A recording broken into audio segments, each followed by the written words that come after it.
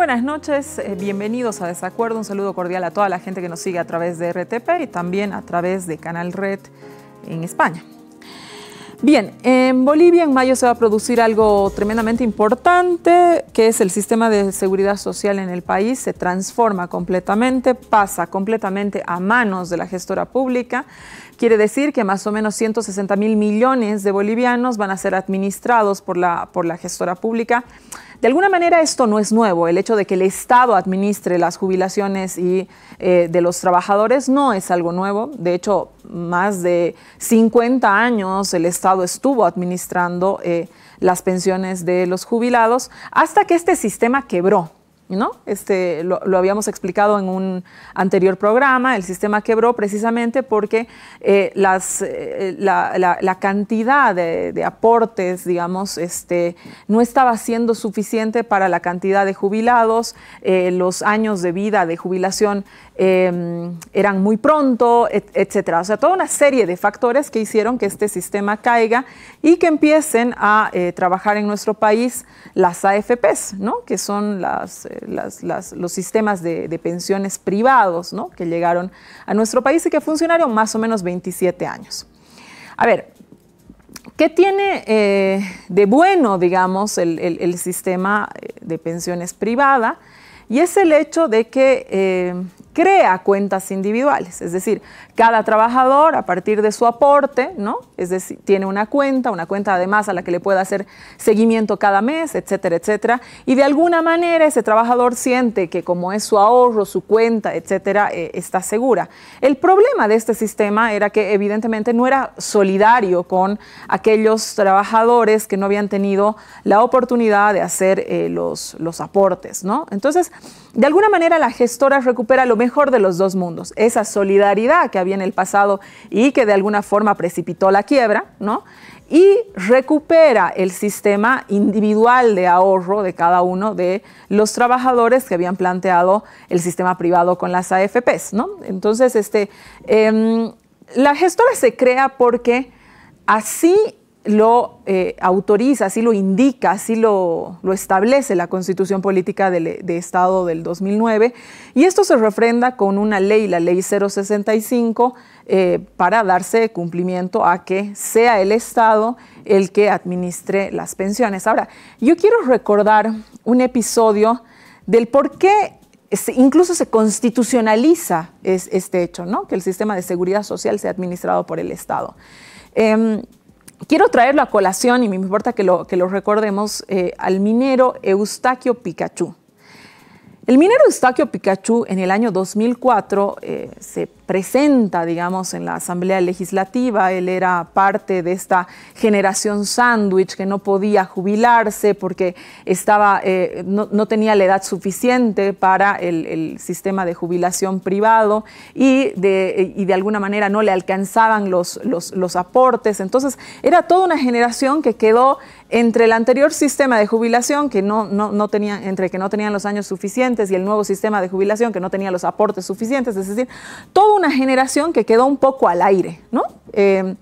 Precisamente este minero Picachú, que había sido relocalizado y toda aquella cuestión, padre de 7 hijos, en ese momento fue toda una tragedia y por supuesto que fue noticia mundial, el hecho de que como una forma de protesta de que esta persona que había trabajado toda su vida no pueda acceder a una jubilación, pues él se llena el cuerpo de dinamita y explota en la Asamblea Legislativa.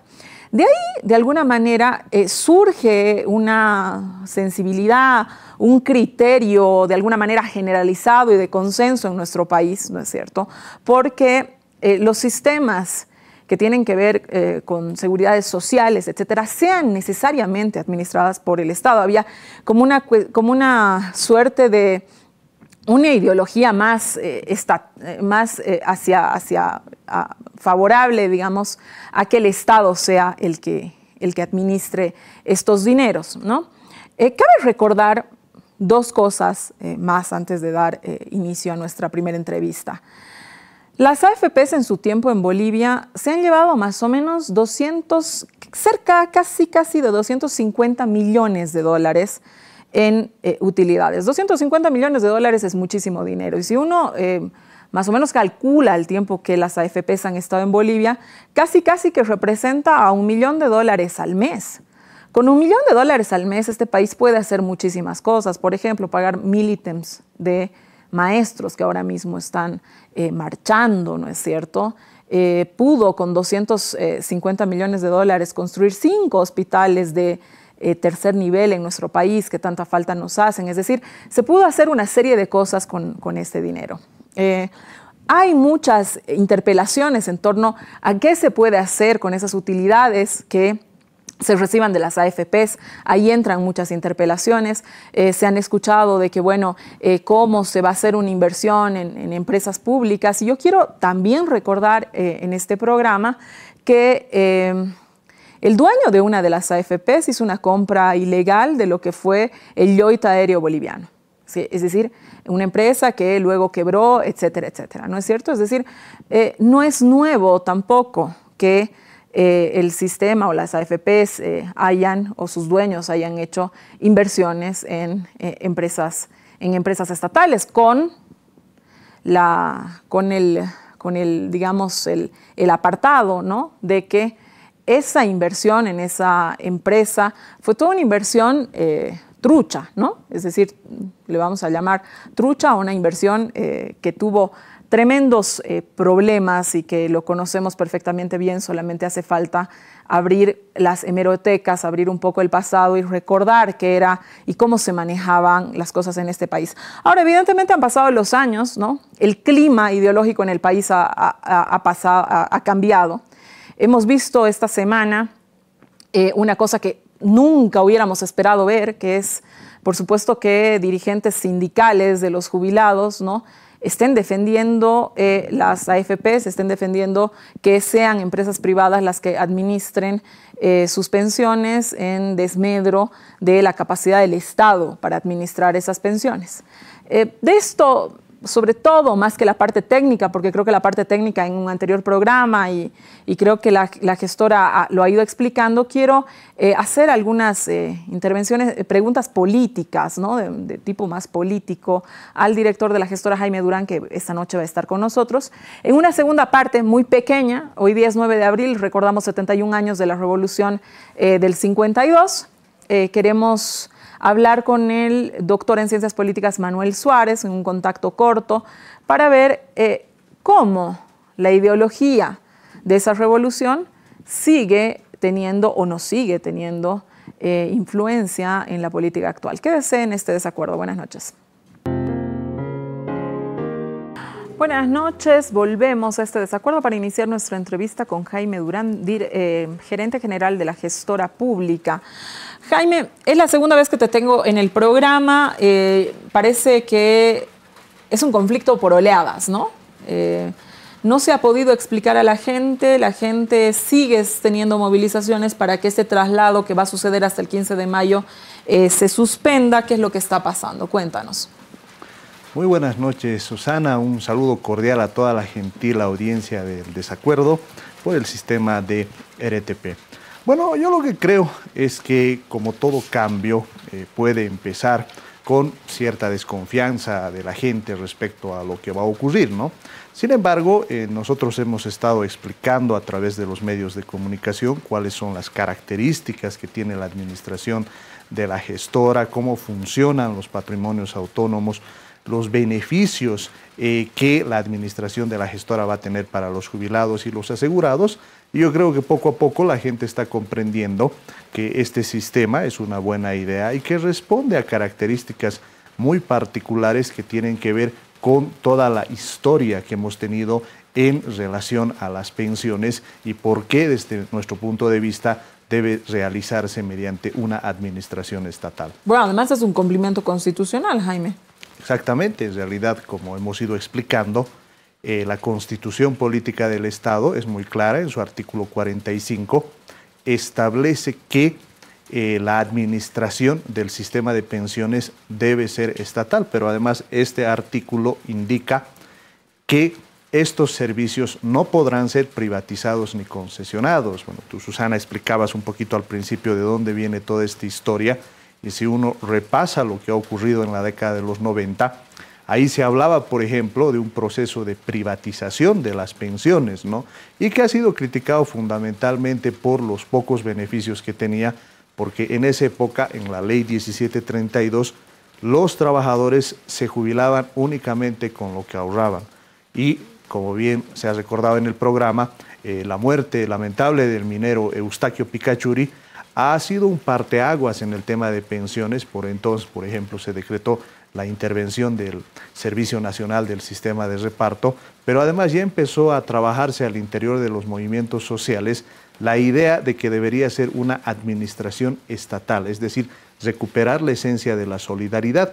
Y eso fue lo que efectivamente se constitucionalizó en el año 2009. Ay, Jaime, a ver, en estos 27 años las AFPs no les han traído mucho beneficio a los trabajadores. Si uno hace una revisión, digamos, incluso de tu cuenta individual, cuántos intereses son los que has recibido y esos intereses en función también a lo que te cobran de forma individual por administrar, etcétera, uno no ve que haya una gran diferencia. Es básicamente los ahorros tuyos y nada más los que tienes ahí, ¿no? Es decir, no son grandes, digamos, entregas de intereses, porque finalmente las AFPs tienen que administrar ese recurso, generar movimientos económicos para que esos movimientos económicos vayan en beneficio de nosotros que somos los aportantes. Tú lo decías, las organizaciones sociales fueron precisamente las que demandaron que el sistema de pensiones sea administrado por el Estado, precisamente cuestionando el rol de las AFPs en Bolivia y además algunos cuestionamientos de un ex dueño de las AFPs que hacían unos negocios extraños, por decirlo menos, con el Estado. Sin embargo, esta semana hemos tenido una cosa que a mí en lo personal me ha llamado mucho la atención y que quisiera que lo veamos en un video.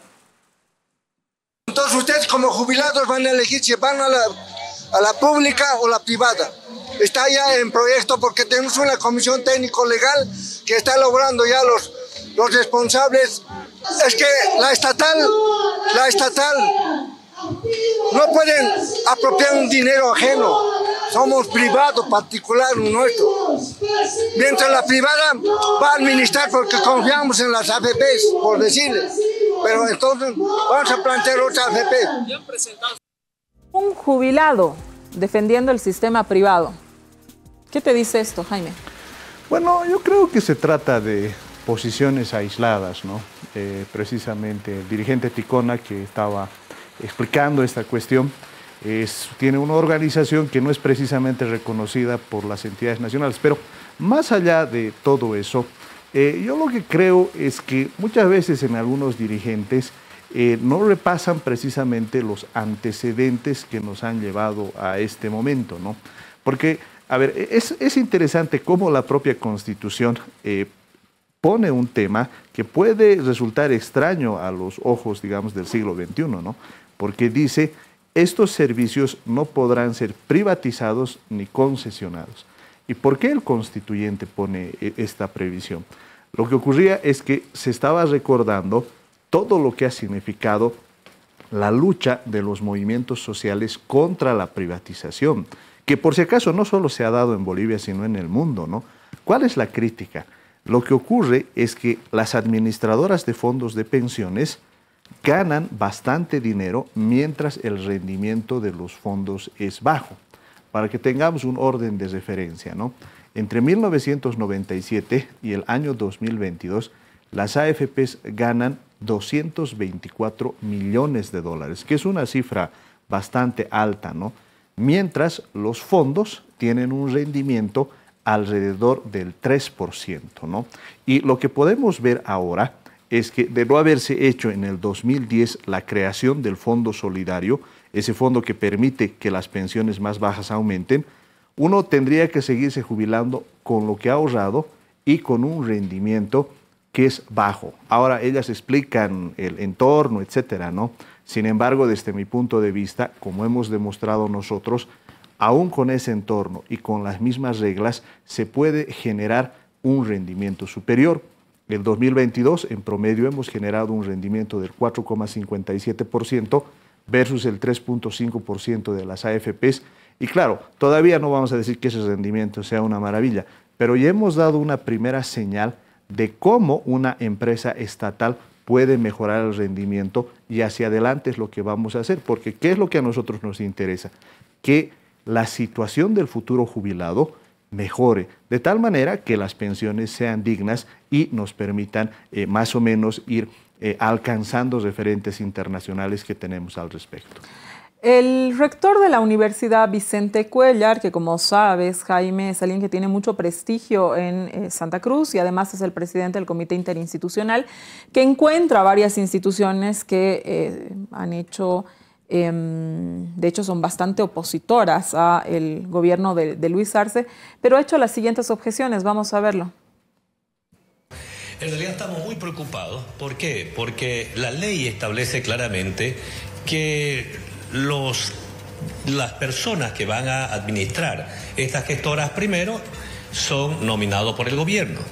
La fiscalización va a estar en manos del gobierno, es decir, la administración y la fiscalización va a estar en manos de los políticos. Primer observación que nosotros hacemos, que va a poner en riesgo el aporte de todos los bolivianos. Segundo, la ley 065 establece que se debe dar prioridad de que estos fondos deben ser invertidos en empresas productivas. Este gobierno ha creado 36 empresas productivas. Ninguna de ellas genera superávit. ¿Van a invertir en esas empresas? Pero por otro lado, yo he escuchado atentamente ayer la conferencia de prensa del gerente general de la gestora. Dice, no se preocupen, solamente tenemos un 28% de los aportes ubicados en fondos del Tesoro General de la Nación. ¿Saben cuánto representa ese 28%? 6.692 millones. Pero hay un 3% también en bonos del Banco Central de Bolivia. Por lo tanto, hasta el momento ya se están despilfarrando 7.200 millones de dólares. ¿Cómo no nos vamos a preocupar? Y para concluir sobre esta primera etapa, es decir, los fondos se constituyen con el aporte de los trabajadores, no es del gobierno, no.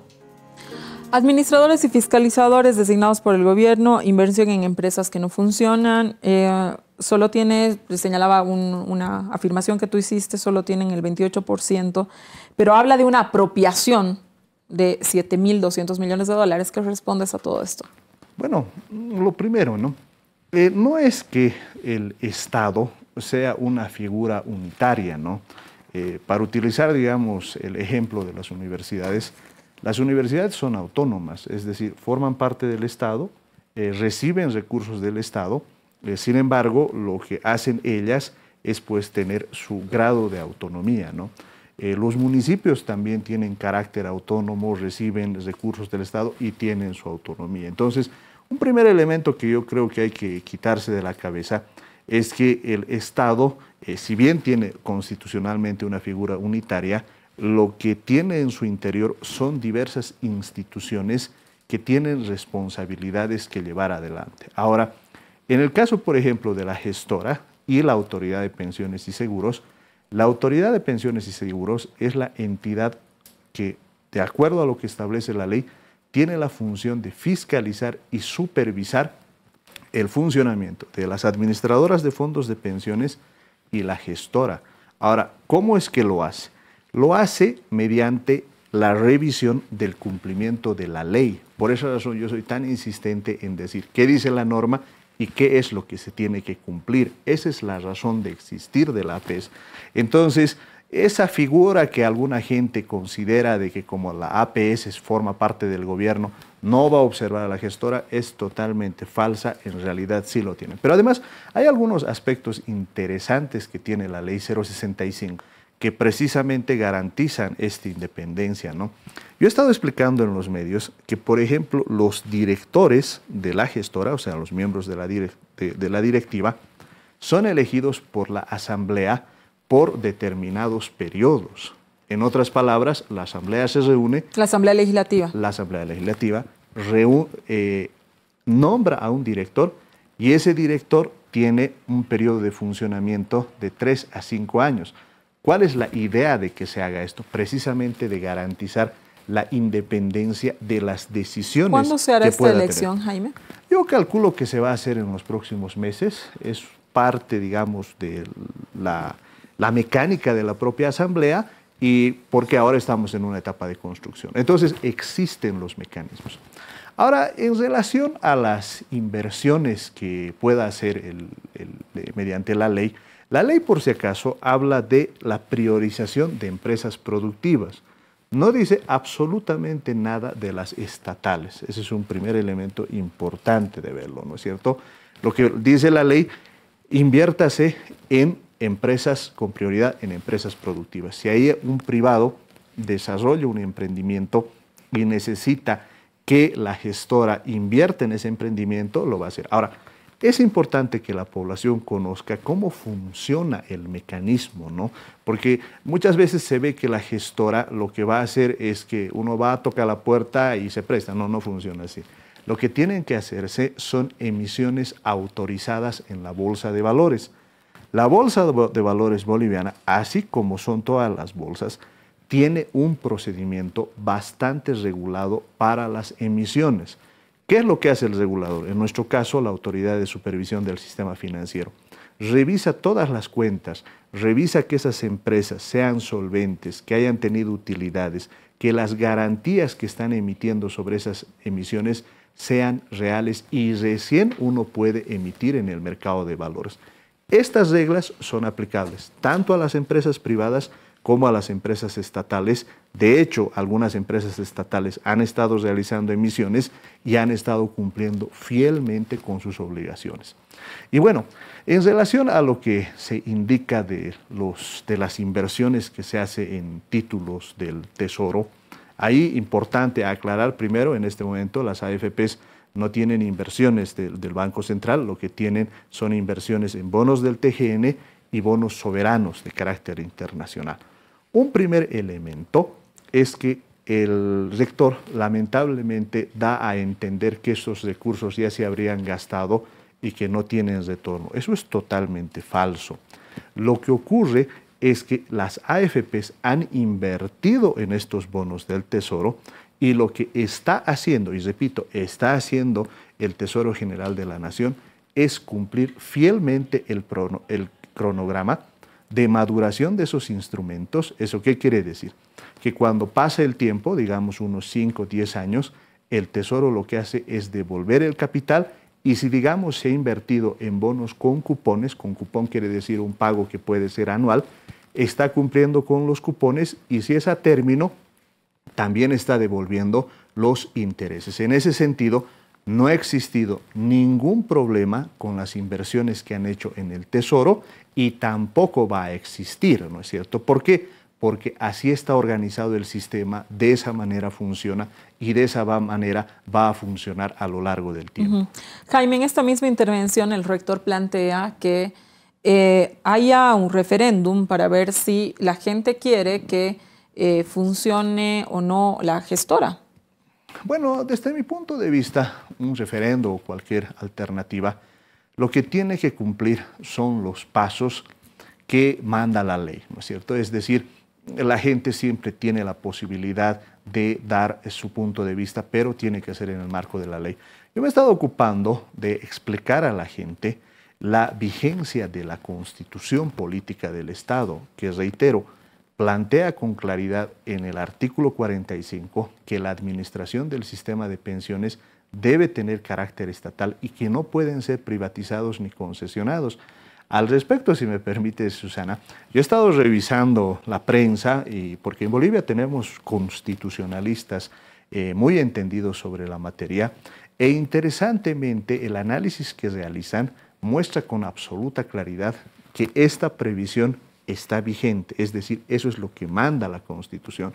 Ahora, existen, digamos, algunos casos, y eso hay que decirlo, por ejemplo, un economista ligado, que en su pasado fue ejecutivo de la Bolsa de Valores, indica esto debería ser solo de 2009 para adelante, ¿no?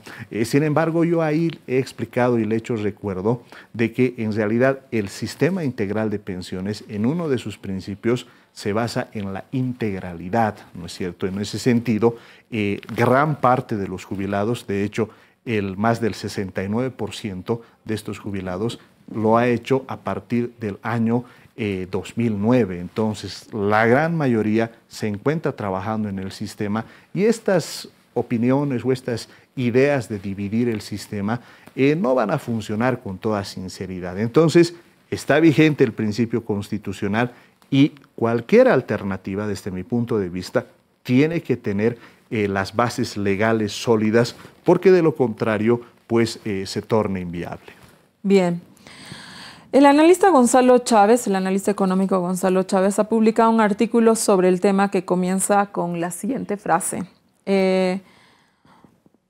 Comienza la apropiación más grande de la historia económica de Bolivia, ¿no? Entonces, y Jaime, quisiera que hablemos de esto, que le digas a la audiencia, mirando a la cámara de manera muy honesta, porque es una frase, es una palabra, digamos, recurrente que escuchamos, el tema de la apropiación. De hecho, Vicente Cuellar también lo dijo, lo has visto en el video, y ahora Gonzalo Chávez, pero otros también, ¿no es cierto?, que se estarían apropiando de nuestro dinero, ¿es así?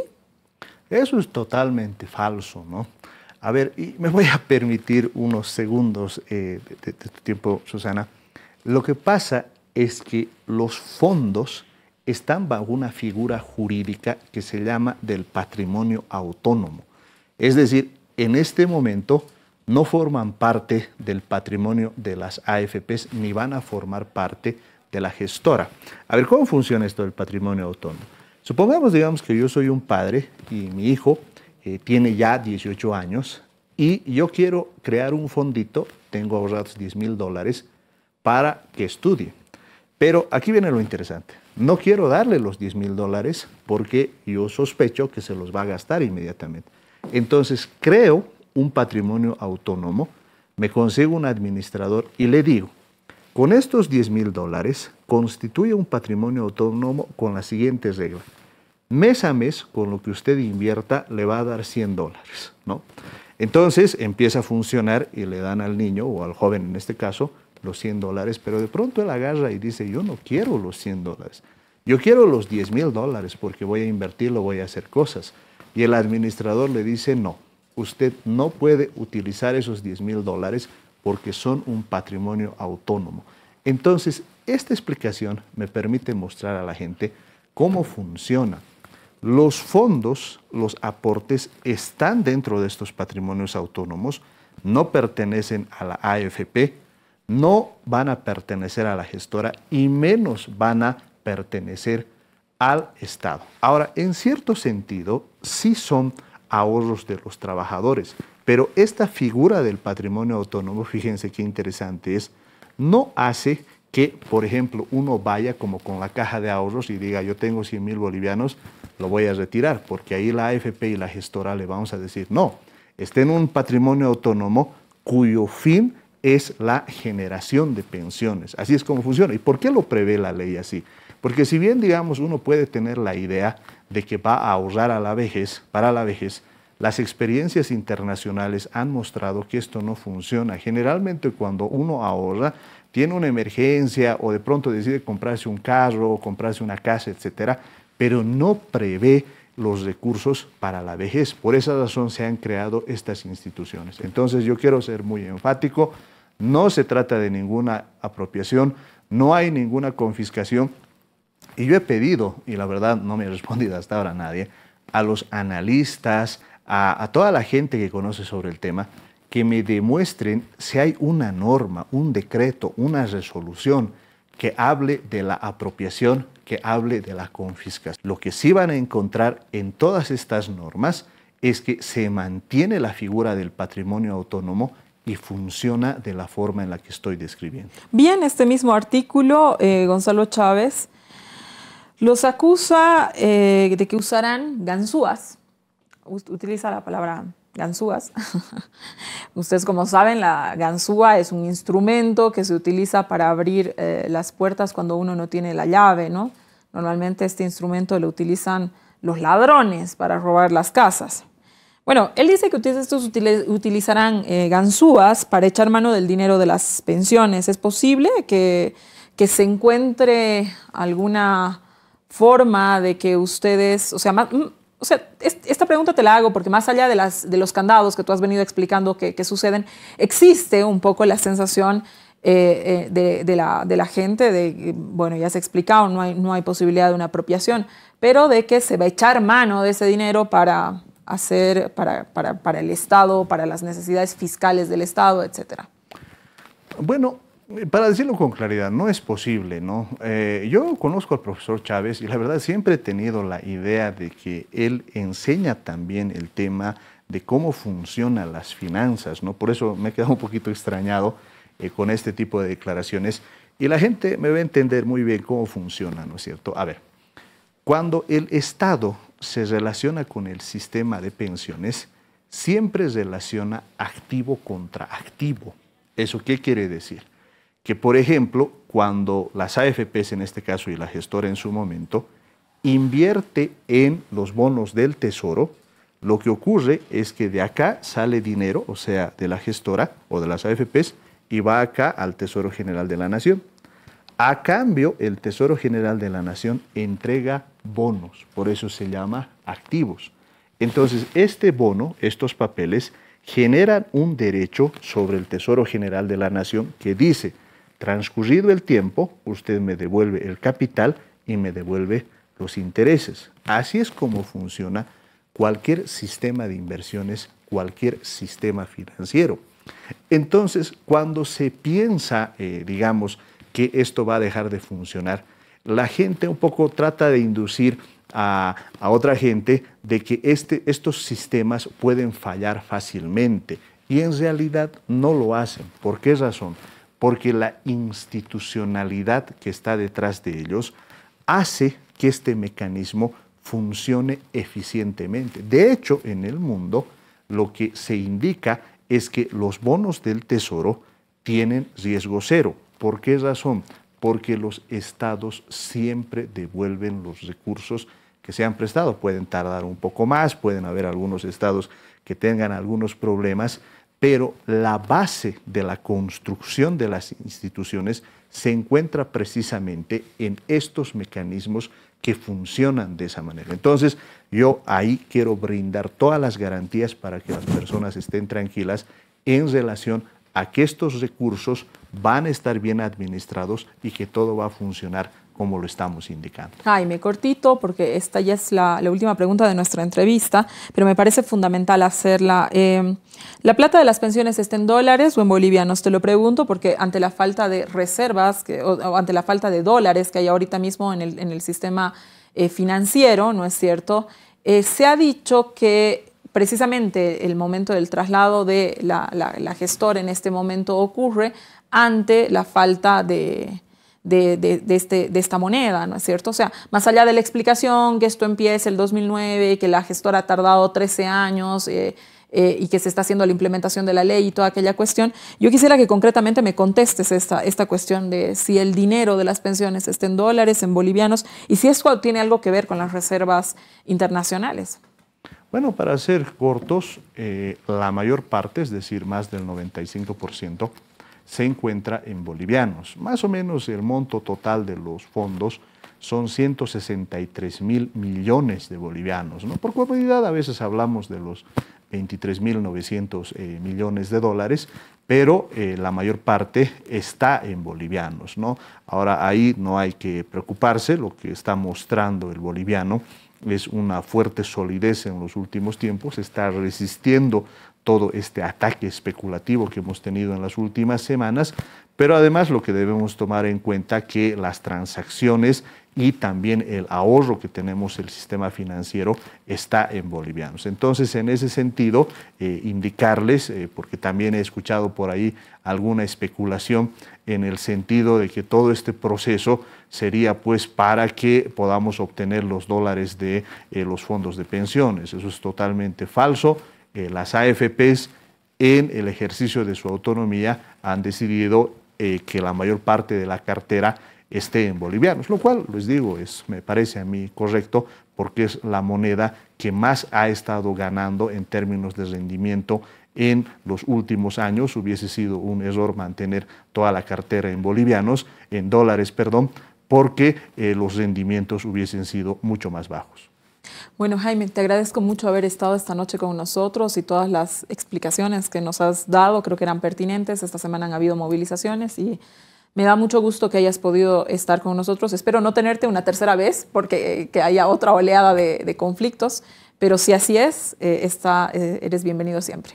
No, pues nosotros contentos de en realidad dar las explicaciones que sean necesarias. Entendemos que es un tema complejo, pero hacemos todo lo posible para explicarlo de la manera más sencilla, ¿no? De tal manera que la gente se sienta tranquila, que confíe en que sus pensiones van a estar seguras, que el dinero que han apartado va a estar seguro y que vamos a ver en el tiempo de que la gestora va a cumplir porque está cumpliendo todas las promesas que está haciendo. Gracias, Jaime. Quédese con nosotros, en breve vamos a hablar de la Revolución del 52.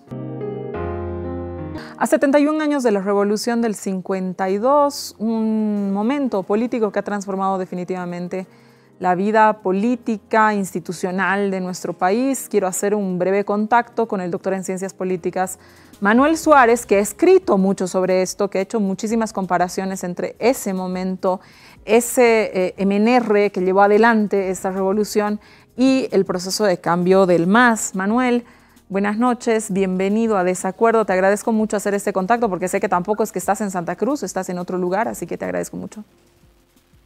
Gracias a ti, Susana, muchas gracias. Bien, Manuel, quiero empezar. A ver, ¿por qué se dice que el nacionalismo revolucionario es la ideología más importante que hasta ahora tiene el país? Mira, Susana, yo creo que desde la guerra del Chaco hasta hoy día, lo que los bolivianos han hecho en la vida política y en la vida pública es establecer un consenso, yo le llamo el consenso modernizador de Bolivia. Ese consenso en realidad consiste en una ideología, es la ideología del nacionalismo. La hipótesis central de hace 90 años en la política boliviana es que vamos a lograr una comunidad moderna, una comunidad de personas que son iguales, una comunidad de bolivianos donde no hay privilegios, sobre la base del establecimiento de la nación, se llamaba en aquel momento. Luego se llaman otras cosas, pero sobre la base del establecimiento de una comunidad donde todos somos tratados, digamos, en base a derechos y no a privilegios. Ese consenso modernizador que es el nacionalismo tiene su momento más épico y más dramático quizá en la revolución del 52. Y por eso yo veo desde Bush, desde el presidente Bush, desde la generación del Chaco, hasta Evo Morales, una línea de continuidad en ese consenso modernizador. Son ya prácticamente 90 años. Seguramente hemos cometido muchísimos errores, digo hemos porque es casi toda la clase política que ha participado en esos 90 años, pero ese ha sido el consenso sobre el cual los bolivianos hemos intentado modernizar esta sociedad. Creo que eso no ha cambiado, creo que eso sigue siendo exactamente así desde hace 90 años. ¿Tú dirías, digamos, que este es el marco en el que se mueve la política nacional? Es decir, ¿te atreverías a decir que incluso, digamos, aquellos partidos que se dicen diferir ideológicamente, como decirte el ADN de su momento con el MNR de su momento, luego el movimiento al socialismo con el MNR del GONI, etcétera, etcétera? ¿Tú dices que todos han actuado bajo este paraguas? ¿Es así? Mira, incluso, bueno, ahí podría discutirse quiénes entran y quiénes no, pero quizá la participación más polémica en el consenso modernizador es la participación de las dictaduras militares de años 70, ¿no? Desde el 71 al 77 especialmente, la dictadura del general Banzer es una dictadura nacionalista, obedece a la lógica general de ese consenso modernizador. Lo interesante es que ya, bueno, pasa el tiempo y los factores y los teóricos van haciendo distinciones, ¿no? La distinción más interesante de las últimas décadas quizás ha sido la idea de lo nacional popular, que como tú sabes es una idea de Zabaleta, que básicamente viene a decir que, bueno, hay distintas maneras de hacerlo nacional. Zabaleta dice, leyendo a Gramsci, hay una manera que se llama lo popular. Habrán otras maneras de hacerlo nacional. A lo mejor hay lo nacional militar, a lo mejor hay lo nacional aristocrático, a lo mejor hay otras maneras de hacerlo nacional. Y Zabaleta marca un punto de inflexión y dice, hay lo nacional popular. Pero creo, a tu pregunta, creo que sí, en efecto, muchos procesos que pueden parecer contradictorios y distintos entran en el paquete del del gran consenso modernizador nacionalista. Por ejemplo, la democracia, el retorno a la democracia en el año 82, obviamente es parte de ese proceso modernizador que se inicia con el consenso de nacionalismo y que tiene su momento más épico en la guerra de Chacaco. Creo que en eso los bolivianos, mira, cuando miren en la historia, lo que estamos haciendo ahora es hablar de la revolución en la historia, ¿no? Cuando los bolivianos miren en la historia, cuando nos miren desde fuera, sí podemos decir con cierta tranquilidad de que tenemos las ideas claras los bolivianos. Hace 90 años que intentamos construir la comunidad moderna y lo intentamos hacer a través del nacionalismo. Eso ha sido lo común. ¿Han habido excepciones?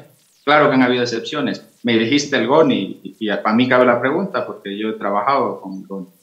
No lo sé, no sé bueno, si GONI nunca son inocentes las preguntas, Manuel. Es verdad. No sé si GONI entra en el consenso modernizador, quizá hay un primer GONI que sí entra, no lo sé, habría que analizarlo. Pero sin duda Evo Morales es, digamos, lo más afinado, lo más refinado de ese consenso modernizador en las últimas décadas, ¿no? Las reformas de Evo Morales un poco terminan la agenda modernizadora que se inicia o que se plantea desde la guerra del Chaco, que es una sociedad de personas, de ciudadanos iguales, ¿no? Tampoco es tan abstracto, ¿no? Tampoco es tan filosófico. Es decir, queremos una sociedad moderna. Evo Morales lo comprendió muy bien, la revolución lo comprendió muy bien, y bueno, ese es el resultado, son 90 años de modernización. A ver, Manuel, hablas de los procesos de modernización y señalas que quizás dos momentos, los momentos más fuertes, digamos, de esta expresión, si tú quieres, ¿no? Son la Revolución del 52 y el proceso de cambio, ¿no es cierto? El proceso de cambio del MAS. Bien. De pronto por ahí en el MAS te contestarán algunas cosas, ¿no? Pero yo quiero que hagamos aquí el juego donde tú me digas dónde encuentras las similitudes, ¿no? de estos dos procesos y dónde encuentras las diferencias de estos procesos. Mira, la similitud es básica, ¿no? Creo que, bueno, están esos dos momentos y hay otros dos que no hay que dejarlos afuera. Uno es el gobierno de Bush, el primer gobierno de Bush, que es el proceso político fundador de esta tradición, digamos. Y otra es lo que te comenté, la transición a la democracia del 82. Pero comparando estos dos momentos, la revolución, digamos, con el proceso de cambio de Evo, que yo creo que debió llamarse una segunda revolución. Eso del proceso de cambio es como complicado dialécticamente, ¿no? Para entender. Esa segunda revolución nacionalista, digamos, de Evo, bueno, el primer principio que los identifica es la persecución de la igualdad. Y la persecución de la igualdad en el marco de la creación o de la fundación o la refundación, en su caso, de lo estatal. Había y hay una confianza en ambos proyectos, en la revolución, en el proyecto de Evo, de que los seres humanos pueden hacer cosas distintas a cómo vino dada la historia y que pueden en el escenario de la política y así del Estado diseñar una sociedad mejor, más justa, donde todos son iguales.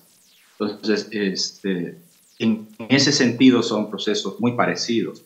El sujeto político de la revolución, ahora las diferencias, el sujeto político de la revolución es la nación. El sujeto político del proceso de cambio de la revolución de Evo fueron las naciones. Entonces, Evo quizá da un paso cualitativo muy importante al poner el acento en el reconocimiento de distintas identidades, en este caso identidades indígenas, tema que muy probablemente se le quedó pendiente a la revolución. Pero hay una cosa más a futuro, porque uno dice, bueno, si la revolución hizo un paquete de reformas tan importantes, para que recordarlas ahora todas las saben, y Evo hizo otro paquete de reformas tan importantes, se acabó la agenda nacionalista, se acabó la agenda nacional popular. Ya está muy de moda eso ahora en estos días de la política, es decir, se agotó el modelo, dice la gente. Yo creo que no.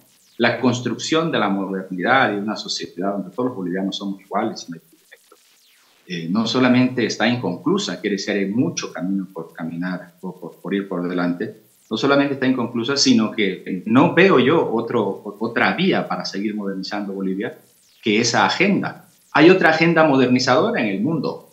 había otro camino y hay otro camino, Susana. Por ejemplo, el camino socialdemócrata. O hay hubo en la historia de Bolivia otra agenda, el camino no nacional popular, sino nacional militar. Entonces, yo no veo que vayamos a ir en un futuro a modernizar Bolivia por la vía militar. O no creo que, sinceramente, el país ahora vaya a dar un vuelco después de 90 años de nacionalismo para convertirse en un modelo socialdemócrata parecido al de Chile, por ejemplo, ¿no? O, qué sé yo, al europeo, al sueco.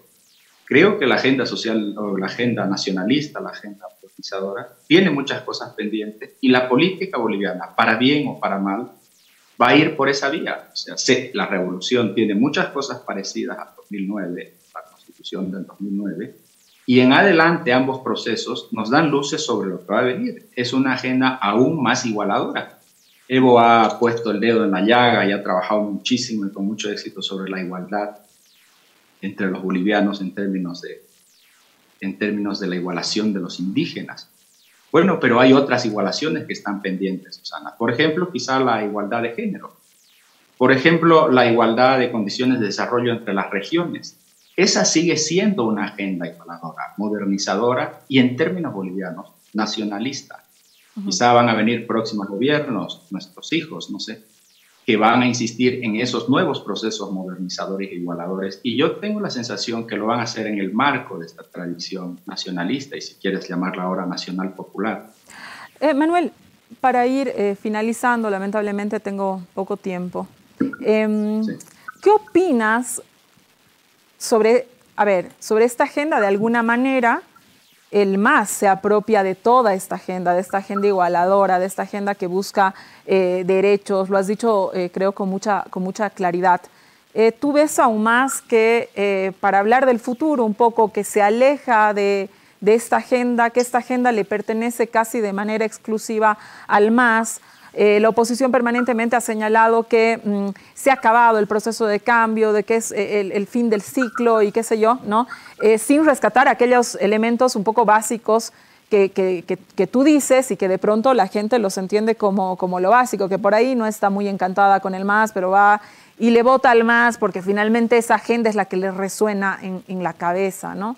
O en la vida cotidiana. ¿Qué opinas de esto, Manuel? Mira, creo que efectivamente el monopolio de esta agenda, lo que le gusta decir a los gramscianos, la hegemonía, ¿no?, de estas ideas y de estas creencias, la tiene de momento el MAS. Pero si tú te fijas también, Susana, Santa Cruz también rescata esta agenda desde su punto de vista. La agenda de Santa Cruz, la agenda de la política cruceña, que es en este momento una política opositora al MAS, es también una agenda modernizadora, pues, ¿no?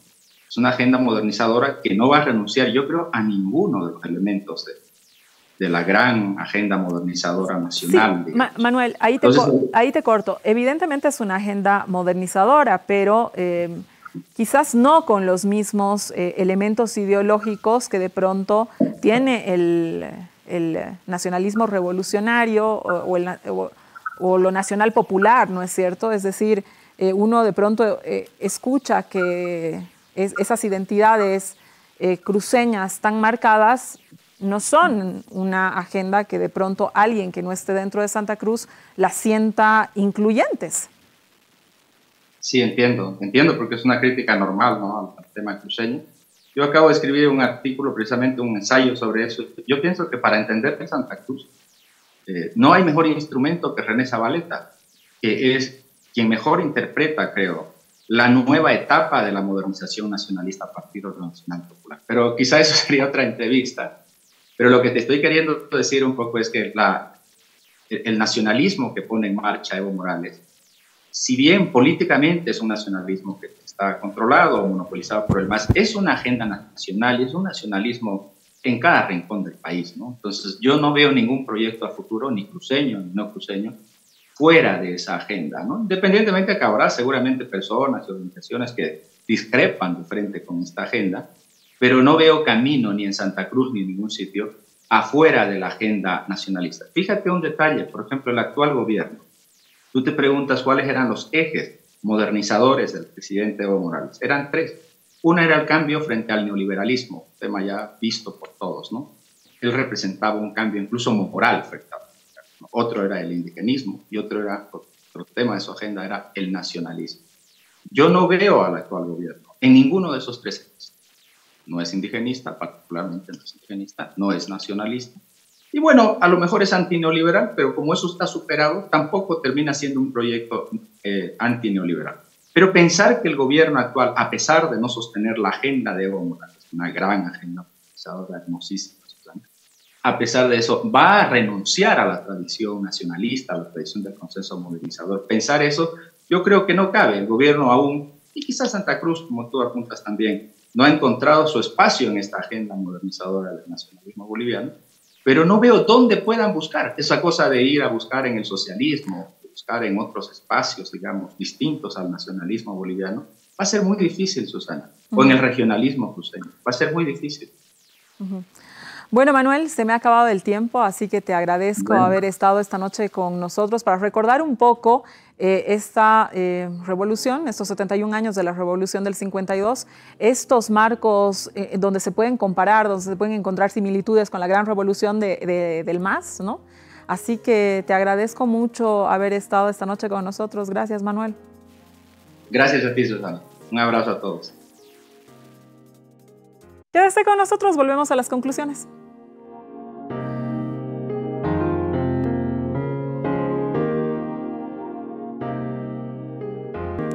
Gracias por habernos acompañado esta noche en este desacuerdo, donde en la primera parte hemos hablado del nuevo sistema de pensiones que empieza a funcionar desde el 15 de mayo en nuestro país. Algunas explicaciones más que técnicas de tipo político que nos ha dado Jaime Durán.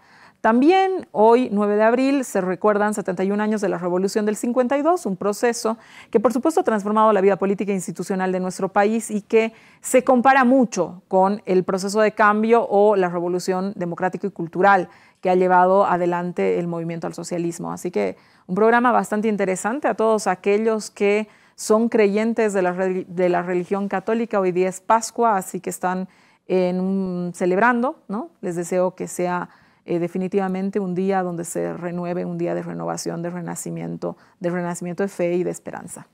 Bien, quédese con la programación de RTP, con nosotros hasta el siguiente domingo. Muy buenas noches.